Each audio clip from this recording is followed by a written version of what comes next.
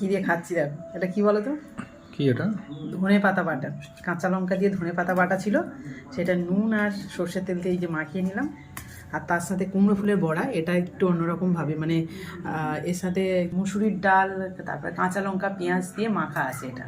আচ্ছা, আর হয়েছে দেখো ওলকপি আলু আর সয়াবিন দিয়ে ঝোল, এটা সত্যি দিয়ে ভালো লাগবে তো এটাই। হ্যাঁ এটাই খেতে ধনে ভালো, পাতা বাটাটা অনেকদিন খাওয়া হয়নি, দারুণ লাগবে।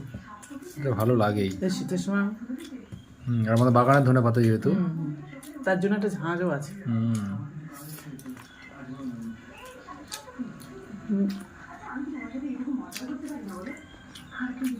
বড়াটাও দারুণ হয়েছে। কুটুস তো 1.5টা খেয়েছে।